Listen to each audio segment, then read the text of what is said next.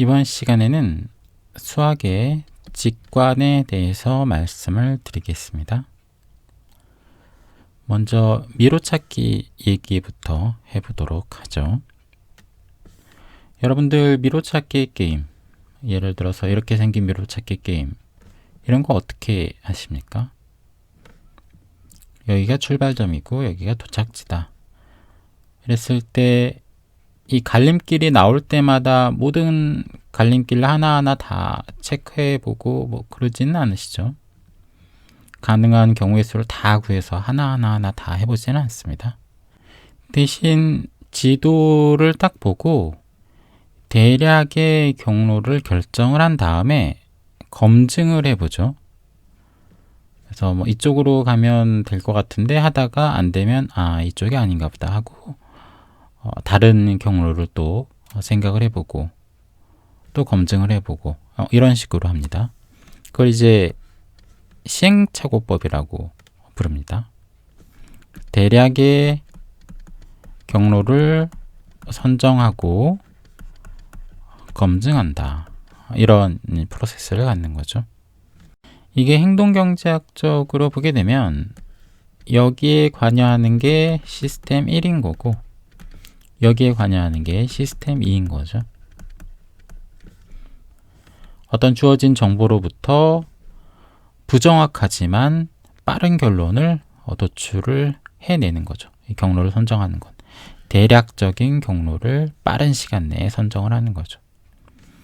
그리고 검증하는 거는 좀 시간이 걸리지만 정확하게 검증을 하지 않습니까? 그렇기 때문에 이제 시스템 2가 여기에 관여를 하고 있는 겁니다.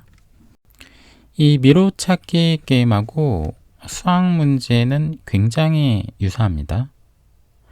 여러분들 수학 문제를 보게 되면 거기에는 이 조건이 있죠. 명시적인 조건이 있습니다.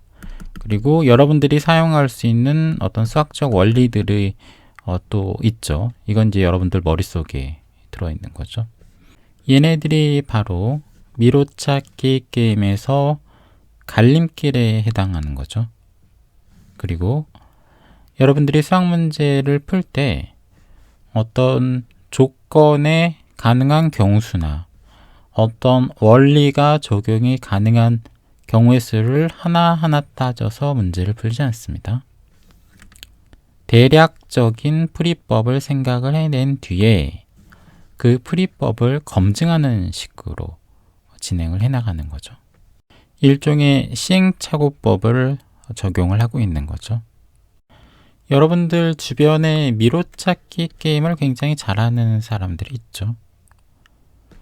이 두 가지 단계로 구분해 봤을 때 어느 단계에서 다른 사람들과 차이가 나는 것 같습니까?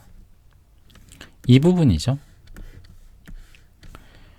어떤 방향 설정을 해주게 되면 그 다음부터 검증하는 데 있어서는 사람들 간에 큰 차이가 나지 않습니다. 이 손으로 이렇게 따라가 보면 되기 때문에 거기에서는 사람들 간에 어떤 눈에 띌 만한 차이가 나타나지는 않죠. 근데 이 경로를 설정하는 거에 있어서는 이제 큰 차이가 나고 여기에서 사람들 간에 미로찾기 게임을 잘하고 못하고가 구분이 되는 거죠. 수학 문제 푸는 것도 마찬가지입니다. 어떤 풀이 방법을 정해줬을 때 그 다음에 계산하고 하는 데 있어서는 어떤 경쟁 관계에 있는 학생들 간에 큰 차이가 나지는 않는 거죠. 학생들을 그 경쟁 관계에 있는 학생들 간에 구분해주는 요소는 이 풀이법을 생각해내는 능력인 거죠. 여기에 해당하는 풀이법을 생각해내는 능력이 학생들을 변별한다. 이렇게 볼 수 있는 거죠. 여기가 발달해 있는 학생들을 뭐라고 부릅니까? 직관이 뛰어난 학생이라고 부르는 거죠.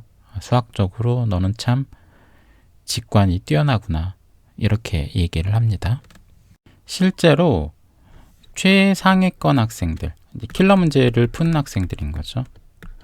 그리고 그냥 일반 학생들, 이 학생들은 이제 킬러 문제를 잘 풀지 못하는 학생들인 거죠. 이 학생들을 구분해주는 가장 큰 요소가 바로 이 풀이법을 생각해내는 능력인 거죠. 결국 수학적으로 얼마나 시스템 1이 개발돼 있나, 이게 이 최상위권 학생들하고 상위권 학생들을 변별해주는 가장 큰 요소인 거죠. 웬만한 상위권 학생들한테 킬러 문제에 대해서 이건 이런 식으로 풀면 돼 이렇게 얘기를 해주면 그 학생들 되게 다 풉니다. 그 방법을 생각을 해내지 못할 뿐인 거죠. 일반 상위권 학생들은. 굉장히 아이러니한 상황입니다. 이 시스템 1이라는 건 거의 책을 잘 읽어보셨으면 아시겠지만 말썽꾸러기인 거죠. 여러분들의 실수를 굉장히 유발하는 그런 사고 시스템인데, 역으로 최상위권 학생하고 상위권 학생들을 변별해주는 가장 큰 요소가 시스템 1이기도 한 거죠. 그러면 상위권 학생들이 끼인 상태에서 벗어나서 이 최상위권으로 가려면은 뭘 해야 되겠습니까? 이 시스템 1을 개발을 해야 되는 거죠.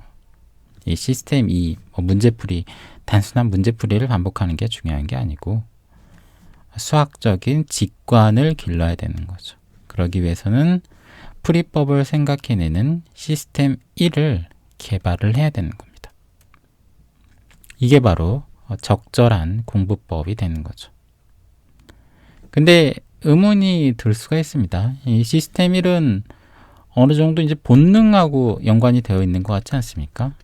뭐 눈앞에 뭐가 나타나면 눈을 감고 뭐 이러는 거지 않습니까? 이게 개발이 가능한 건가? 타고난 거 아닌가? 직관도 보통 타고난다고 생각들을 많이 하지 않습니까? 아무리 해도 될 놈은 되고 안 될 놈은 안 된다. 이제 이렇게 생각들을 많이 하지 않습니까? 근데 제가 봤을 때 이 시스템이란 어느 정도 개발이 가능합니다. 이 권투 선수들이 태어나자마자부터 눈앞에 뭐가 나타났을 때 눈을 뜨고 있지는 않죠. 그 양반들도 맨 처음에는 뭐 주먹이 날라오면 이제 눈을 감습니다. 근데 훈련을 통해서 그렇지 않게 된 거죠. 운동선수들이 이렇게 시스템 1을 개발하는 것처럼 수학 공부하는 학생들도 시스템 1을 개발을 할 수가 있는 거죠. 가장 중요한 것 중에 하나는 이제 반복하고 피드백인 거죠. 여기서 이제 적절한 피드백이 굉장히 중요합니다. 반복도 중요하지만 적절한 피드백이 아니면 이제 엉뚱한 방향으로 개발이 될 수가 있기 때문인 거죠.